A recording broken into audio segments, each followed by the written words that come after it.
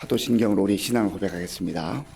나는 전능하신 아버지 하나님 천재 창조주를 믿습니다. 나는 그의 유일하신 아들 우리 주 예수 그리스도를 믿습니다. 그는 성령으로 잉태되어 동정녀 마리아에게서 나시고 본디오 빌라도에게 고난을 받아 십자가에 못 박혀 죽으시고 장사된 지 사흘 만에 죽은 자 가운데서 다시 살아나셨으며 하늘에 오르시어 전능하신 아버지 하나님 우편에 앉아 계시다가 거기로부터 살아있는 자와 죽은 자를 심판하러 오십니다. 나는 성령을 믿으며 거룩한 공교회와 성도의 교제와 죄를 용서받는 것과 몸의 부활과 영생을 믿습니다. 아멘. 하나님께서 오늘 우리에게 주시는 말씀은 사무엘하 6장 12절에서 19절까지입니다. 어떤 사람이 다윗 왕에게 아뢰어 이르되 여호와께서 하나님의 궤로 말미암아 오벳 에돔의 집과 그의 모든 소유의 복을 주셨다 한지라. 다윗이 가서 하나님의 궤를 기쁨으로 메고 오벳 에돔의 집에서 다윗성으로 올라갈새 여호와의 궤를 맨 사람들이 6걸음을 가매 다윗이 소와 살찐 송아지로 제사를 드리고 다윗이 여호와 앞에서 힘을 다하여 춤을 추는데 그때에 다윗이 베에봇을 입었더라. 다윗과 온 이스라엘 족속이 즐거이 환호하며 나팔을 불고 여호와의 궤를 메어 오니라. 여호와의 궤가 다윗성으로 들어올 때에 사울의 딸 미갈이 창으로 내다보다가 다윗 왕이 여호와 앞에서 뛰놀며 춤추는 것을 보고 심중에 그를 업신여기니라. 여호와의 궤를 메고 들어가서 다윗이 그것을 위하여 친 장막 가운데 그 준비한 자리에 그것을 두매 다윗이 번제와 화목제를 여호와 앞에 드리니라. 다윗이 번제와 화목제 드리기를 마치고 만군의 여호와의 이름으로 백성에게 축복하고 모든 백성 곧 온 이스라엘 무리에게 남녀를 막론하고 떡 한 개와 고기 한 조각과 건포도 한 떡등씩 나누어 주매 모든 백성이 각기 집으로 돌아가니라. 아멘. 다윗은 참 많은 시련과 연단의 과정을 거친 사람입니다. 나라와 민족을 위해서 골리앗이라고 하는 블레셋의 장수를 물리치고 큰 공헌을 했습니다. 모든 백성들로부터 칭찬도 받고 인기도 있었습니다. 그럼에도 불구하고 왕이었던 그리고 나중에는 장인이기도 했던 사울에 의해서 참 오랜 세월 동안 여기저기 쫓겨다니면서 죽음의 위기를 넘겨야만 했습니다. 그러다 마침내 하나님의 때가 되었을 때에 다윗이 이스라엘의 두 번째 왕이 된 것이죠. 다윗은 왕이 되어서 먼저 하고 싶은 일이 있었습니다. 그것은 그 어느 것보다도 하나님의 궤, 언약궤라고 일컬어지는 하나님의 궤를 예루살렘으로 모셔와야 되겠다, 옮겨와야 되겠다. 그런 그 마음에 꿈이 있었던 겁니다. 비전이 있었어요. 여호와 궤, 하나님의 궤가 무엇이길래 그렇게 옮겨오기를 갈망했을까? 왕이 되었다고 한다면 여러 가지 하고 싶은 일, 분주하고 정말 해야 될 그런 여러 가지 빠듯한 일정 속에서 여호와의 궤를 옮겨오는 것을 그 마음 중심에 둔 것을 보면은 여호와의 궤를 얼마나 중요하게 생각했나 하는 것을 엿볼 수가 있지 않습니까? 하나님의 궤, 여호와의 궤는 하나님의 임재의 상징입니다. 여호와의 궤, 이 언약궤에는 세 가지 물건이 있었습니다. 하나님의 말씀, 십계명이 있었죠. 그리고 아론의 쌍난 지팡이, 그리고 이스라엘 백성들이 광야에서 먹었던 만나. 이것은 무엇을 상징합니까? 하나님의 말씀, 하나님의 능력, 하나님의 일하심, 역사하심, 그리고 광야에서 사람이 살 수 없는 곳에서 하나님께서 살려주시고 인도하신 그러한 양식, 하나님의 임재를 상징하는 것이죠. 그 궤 자체를 주목했다기보다는 하나님께서 인도하시고 하나님께서 함께하시고 하나님께서 역사하시는 그것을 마음에 담아둔 것이죠.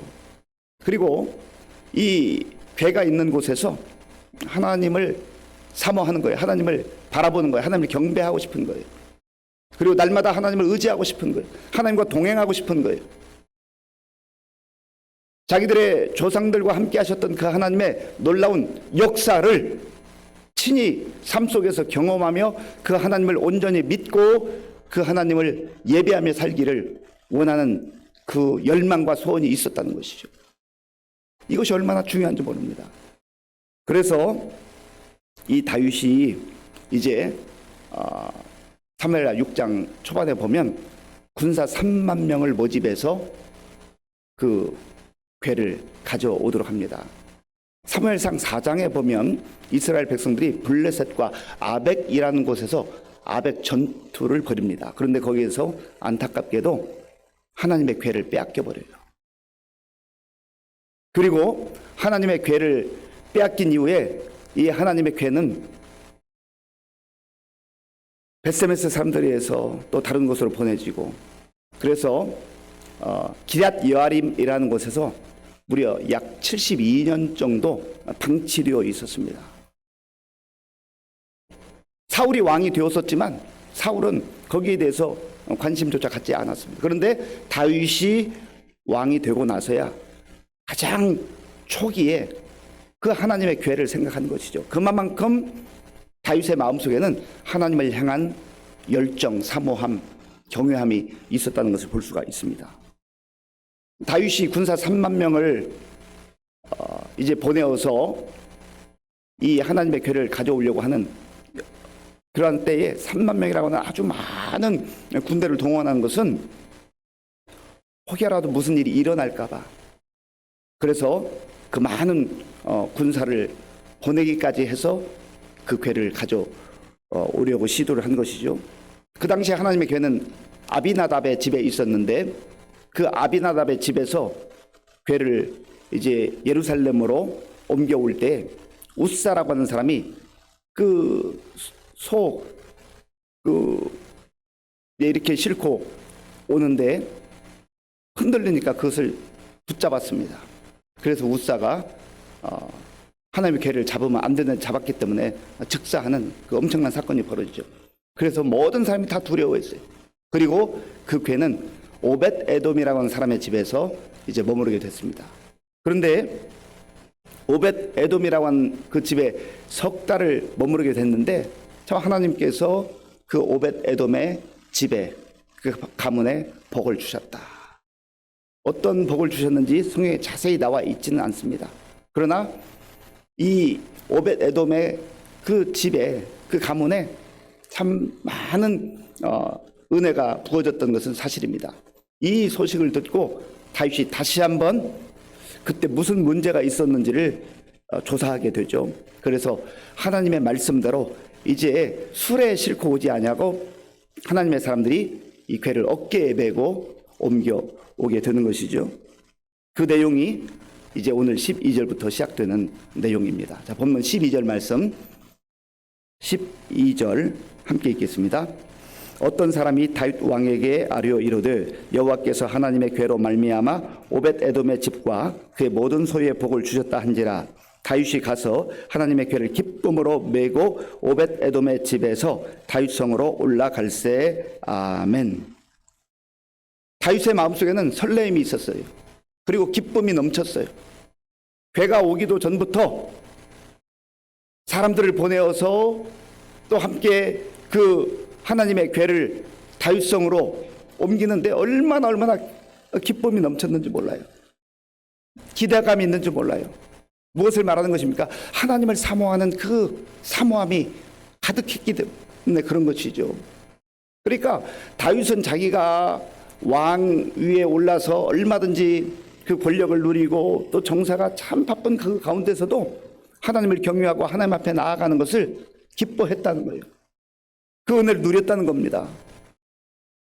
오늘 우리의 삶에도 이러한 사모함이 있어야 되겠죠. 하나님께 드리는 예배, 하나님을 사모하고 하나님을 기대하고 하나님과 동행하는 삶, 하나님께 예배드리는 것을 즐거워하는 그 삶 속에 하나님께서 베풀어 주시는 놀라운 은혜들이 있다고 하는 것이죠. 다윗은 이미 당대의 최고의 자리에 올랐지만 그러나 그것만 가지고 자기 인생 성공했다, 자기 자신을 과시하거나 거기에 머무르지 않았다고 하는 것이죠. 그래서 이제 괴가 다윗성으로 오게 될 때 다윗이 얼마나 기뻐했는지 몰라요. 자, 그 모습이 13절과 14절에 있는데 제가 읽어보겠습니다. 여호와의 궤를 맨 사람들이 6걸음을 가며 다윗이 소와 살찐 송아지로 제사를 드리고 다윗이 여호와 앞에서 힘을 다하여 춤을 추는데 그때 다윗이 배 에봇을 입었더라. 아멘. 그냥 그 옮겨오는 거기에만 목적이 있는 거 아니죠. 오는 과정 속에 하나님께 최선을 다해서 영광을 돌리고 예배를 드리고 또 마음을 표현하고 정성을 표현하는 그러한 제사를 드렸다. 오늘날 말하면 예배를 드리는 거예요. 그 모든 과정이 예배예요. 예배. 하나님을 향한 그 마음이 부어지는 걸 보잖아요. 다윗이 여호와 앞에서 힘을 다하여 춤을 췄다. 자기가 왕이지만 체면, 채통 그런 거 생각하지 않습니다. 하나님 앞에서 마치 어린아이처럼 순수하게 그렇게 춤을 추면서 하나님께 경배하고 찬양을 했다. 예배를 드렸다는 것이죠. 시편 145편에 보면 다윗의 시가 있습니다. 왕이신 나의 하나님이여 내가 주를 높이고 영원토록 주를 찬양하리이다. 왕이신 나의 하나님이여. 다윗의 장점은 무엇입니까? 자기가 이스라엘의 왕이었지만 하나님 앞에 가면 하나님 제가 왕인데요, 그렇게 나아가지 않았다는 거예요. 늘 겸손한 자세로 진정한 왕은 하나님이십니다. 하나님께서 나를 이 자리에 허락해 주셨지만 제 인생의 왕은 오직 하나님이십니다 라고 고백한 거예요. 저도 목사로서 제 삶을 살아갈 때에 예배를 인도하고 또 말씀을 전하고 이렇게 회중 앞에 서야 될 때가 있어요.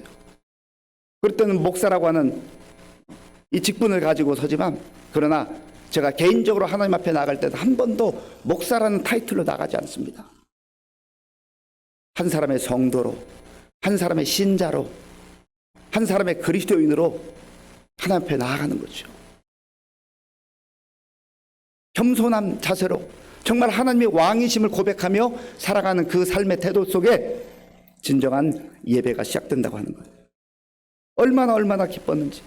여호와 앞에서 힘을 다하여 정성을 다하여 마음을 다하여 힘을 다하여 목숨을 다하여 그렇게 경배하고 찬양하고 춤추며 예배드리는 이 모습, 우리의 예배의 모습을, 우리의 자세를 한번 생각해 볼 필요가 있는 것이죠. 또한 다윗만 기뻐하는 게 아니에요. 다윗과 함께 있었던 그 효종들, 그 무리들도 함께 예배드리며 기뻐하고 즐거워하죠. 자, 본문 15절 말씀, 15절을 제가 읽겠습니다.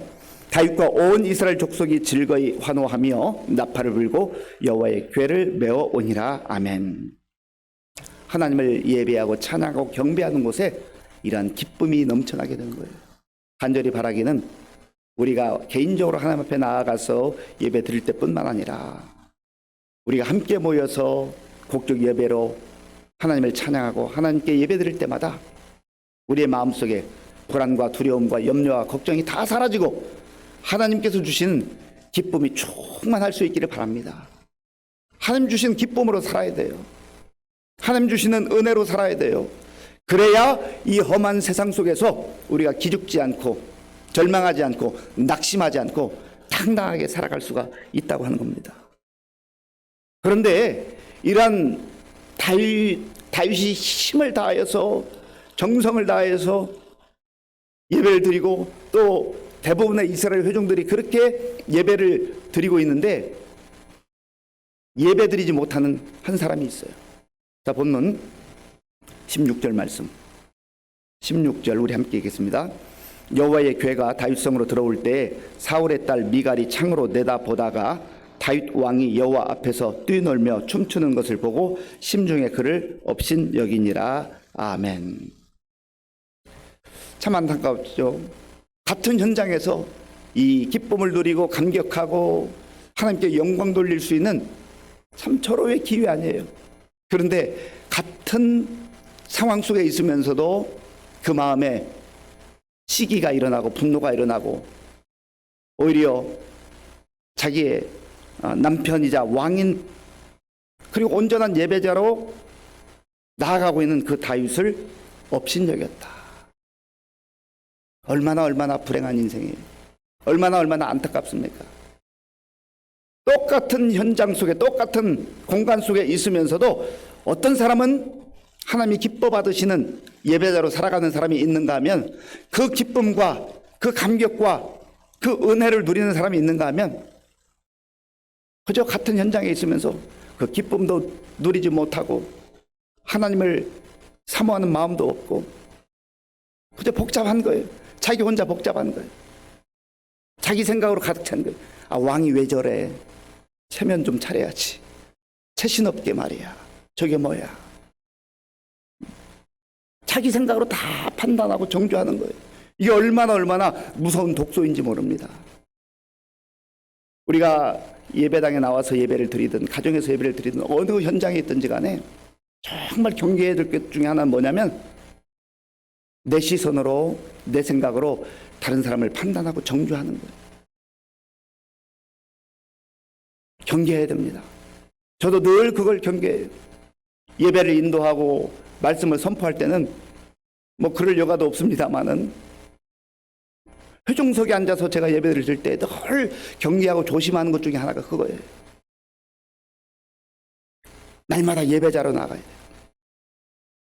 제가 우리 교직원들과 경건회 할 때마다 자주 강조하는 게 있습니다.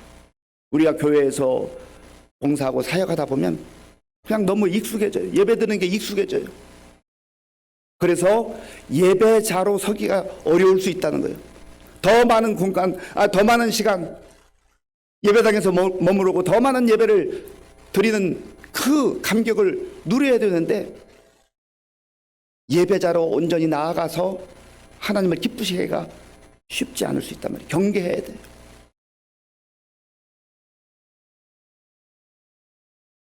다윗과 그의 회중들은 어떻게 했습니까? 자, 17절 말씀. 17절 제가 읽겠습니다. 여호와의 궤를 메고 들어가서 다윗이 그것을 위하여 친 장막 가운데 그 준비한 자리에 그것을 두매 다윗이 번제와 화목제를 여호와 앞에 드리니라. 아멘. 번제는 무엇입니까? 온전히 헌신하고 또 하나님께서 구원해 주신 것에 대한 감격의 그러한 제사예요.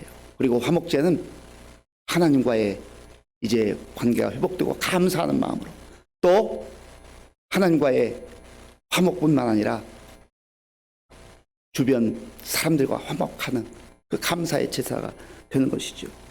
그리고 나서 다윗은 백성들에게 축복을 합니다. 백성들에게 축복을 해요. 그 내용이 18절에 나오죠. 다윗이 번제와 화목제 드리기를 마치고 만군의 여호와의 이름으로 백성에게 축복하고 진정한 예배자는 예배 드린 이후에 번제와 화목제를 드린 이후에 내 주변에 있는 사람들을 축복할 수 있어야 돼요. 정말 내가 온전한 예배자로 예배 드리고 하나님의 은혜 가운데 나아간 그런 사람들은요 늘 입조심을 해야 돼요. 입조심. 그때 은혜 받은 은혜 쏟기가 쉬워요. 예배 드리고 나아가면서 내가 어떤 말을 하는가, 예배 드리고 가정에 돌아가서 어떤 말을 하는가, 예배 드리고 직장에 가서 어떤 말을 하는가. 하나님의 사람들은 하나님의 사람답게 말할 줄 알아야 돼요. 그리고 19절에 보면 이제 다윗이 준비한 그런 여러 음식들을 백성들과 나누어 먹습니다. 기쁨을 누리는 거예요. 만끽하는 거예요. 이게 진정한 예배자의 모습입니다. 그런 의미에서 우리가 이 험한 세상 속에서, 각박한 세상 속에서 하나님을 경외하며 하나님께 예배드리러 나올 때마다 다윗과 같이 힘을 다하여 정성을 다하여 기쁨으로 마치 어린 아이가 마냥 즐거워하고 뛰는 것처럼 하나님께 그런 자세로 예배를 드려야 한다는 거예요. 혹시 우리의 태도 속에, 우리의 삶 속에 미갈과 같은 예배 잘 드리고 있는 그런 분들 판단하고 정죄하고 인간적 시선으로 그렇게 바라봤다고 한다면 그거 내려놔야 돼요. 그거 내려놔야 돼요. 그리고 번제와 화목제 온전히 함께 드리고 난 이후에 예배드리고 난 다음에는 축복의 말, 격려의 말, 위로의 말, 사람을 살리는 말, 믿음의 말. 그래서 그런 말을 할 때 가정의 분위기가 살아나고 달라지고 직장의 분위기가 달라지고 분위기가 달라지는 거예요. 그리고 음식도 나누어 먹고 함께 정말 살아가는 것이죠. 이것이 진정한 예배자의 모습입니다. 이 말씀을 우리 마음에 꼭 간직하시고 우리도 우리의 삶의 자리에서 온전한 예배자로 살아감으로 하나님께 영광 돌리고 또 우리 주변에도 아름다운 영향력을 끼칠 수 있는 우리 모두가 될 수 있기를 바랍니다. 아버지 하나님 감사합니다. 하나님께서 은혜를 베풀어 주셔서 오늘도 주님 앞에 나와 우리의 마음과 정성을 다해 예배드리게 하시고 말씀 듣고 기도하게 하시니 감사합니다. 하나님 다윗의 예배드리는 모습을 통하여서 우리가 많은 것을 생각하게 됩니다. 진정한 예배자의 모습이 어떤 모습인지를 보게 됩니다. 체면도 자존심도 인간적 생각도 다 내려놓고 순수한 마음으로 나아가서 우리도 하나님 앞에 예배드리며 이러한 예배드린 모습들이 우리의 삶의 현장으로 이어질 수 있도록 인도하여 주시옵소서. 예수님의 이름으로 기도하옵나이다. 아멘. 주기도문으로 예배를 마치겠습니다. 하늘에 계신 우리 아버지, 아버지의 이름을 거룩하게 하시며 아버지의 나라가 오게 하시며 아버지의 뜻이 하늘에서와 같이 땅에서도 이루어지게 하소서. 오늘 우리에게 일용할 양식을 주시고 우리가 우리에게 잘못한 사람을 용서하여 준 것 같이 우리 죄를 용서하여 주시고 우리를 시험에 빠지지 않게 하시고 악에서 구하소서. 나라와 권능과 영광이 영원히 아버지의 것입니다. 아멘. 오늘 우리에게 주신 말씀을 생각하며 기도할 때 하나님 다윗이 왕이라고 하는 가장 최고의 자리에 올랐지만 그러나 하나님을 경외하고 하나님을 섬기고 하나님을 사모하는 그 마음을 가지고 하나님의 궤를 예루살렘 성으로 다윗 성으로 옮겨오는 그 과정 속에 얼마나 힘을 다하는지 그 모습이 진정한 예배자의 모습인 것을 우리가 알게 하시고 또 특별히 우리가 예배드린 이후에 축복하고 다윗이 축복하고 백성들을 축복했던 것처럼 우리도 나아가서 축복하고 또 정말 사람을 살리는 그러한 말을 하면서 또 나누고 이렇게 살아갈 수 있도록 미갈과 같이 정죄하고 판단하고 업신여기는 어리석은 자가 아니고 예배를 구경하던 구경꾼이 되지 말게 하시고 정말 온전한 예배자로 살아가게 하여 주옵소서. 우리의 삶의 현장 속에서 이런 아름다운 영향이 나타나게 하여 주옵소서. 기도하시고 또한 나라와 민족을 위해서 우리 교회와 성도님들을 위해서 기도하실 때 우리 어르신들을 위해서 꼭 기도해 주시고요. 또 우리 관우들을 위해서 기도해 주실 때 우리 강동희 장로님 어제 우리 이주리 집사람 베트남에 전화가 왔는데 제가 그 상황을 조금 설명을 들었는데 암은 아니지만 아마 12월 중에 그 부모님이 오토바이를 타고 가다가 차하고 부딪혀서 사고가 나서 지금 많이 힘든 가운데 있는 것 같습니다. 위에서 기도해 주시고 우리 신매 원사님의 여동생 정말 구원을 위해서 기도하고 있는데 어제 디스크 수술하고 회복 중에 있습니다. 신미정 자매인데 위해서 기도해 주시기 바라고요. 우리 전원자 권사님 위해서도 기도해 주시기 바랍니다. 우리 다음 세대 위해서 기도해 주시고 또 우리 자녀들이 정말 온전한 예배자로 살아갈 수 있도록 기도해 주시고 우리 군복무진 청년들 또 수험생들 앞날을 위해서 지금도 어려운 때 세계 곳곳에 나가 복음 증거하는 선교사님을 위해서 함께 기도하겠습니다. 아버지 하나님 감사합니다. 하나님께서 오늘도 우리에게 새날을 주시고 새벽을 깨우며 주님 앞에 나와 먼저 예배드리며 말씀 듣게 하시고 말씀 붙들고 기도할 수 있도록 인도하여 주셔서 감사합니다. 하나님 아버지 하나님께서 오늘 다윗의 삶을 통하여서 다윗의 예배를 통하여서 우리의 예배가 어떠해야 하는지 우리의 삶이 어떠해야 하는지를 다시금 보여주시고 말씀해 주시니 감사합니다. 하나님 다윗은 그 중심에 자기의 영광과 자기의 명예를 위한 삶이 아니라 늘 그 마음속에 하나님의 궤를 생각하며 하나님의 말씀을 생각하며 하나님과 동행하기를 원했고 하나님을 사모하며 아버지 살았습니다. 하나님 아버지와 하나님의 궤가 다윗성으로 들어올 때 힘을 다하여 춤추며 하나님께 영광 돌렸던 그 모습을 통하여서 우리의 예배가 어떠해야 하는지를 다시 한번 돌아보게 됩니다. 하나님 아버지여, 같은 현장에 있으면서도 미갈은 다윗을 업신여기고 예배자로 하나님 앞에 나아가지 못하는 어리석은 모습을 또한 우리가 보게 되었습니다. 하나님 아버지, 우리 자신들의 모습을 깊이 돌아보게 하시고 하나님 앞에서 온전한 예배자로 나아갈 수 있도록 주님 도와주시고 인도하여 주시옵소서. 하나님 아버지, 또한 우리가 예배드린 이후에 우리의 삶의 자리에 나아가서 정말로 어떻게 행동하고 어떻게 말하고 어떻게 살아가야 할 것인가를 다시금 깊이 돌아보는 시간이 되기를 원합니다. 오늘도 하나님 아버지요, 우리가 주의 말씀 마음에 품고 또 주의 사람으로 우리 삶의 현장에서 살아갈 때 아버지 다윗이 백성들을 축복하며 또 귀한 것을 나누어 놓은 것처럼 우리도 그렇게 살아갈 수 있도록 인도하여 주시옵소서. 하나님 도와주시옵소서. 오늘도 주님 앞에 우리 기도하는 우리 성도들의 기도를 들어 응답하여 주시옵소서.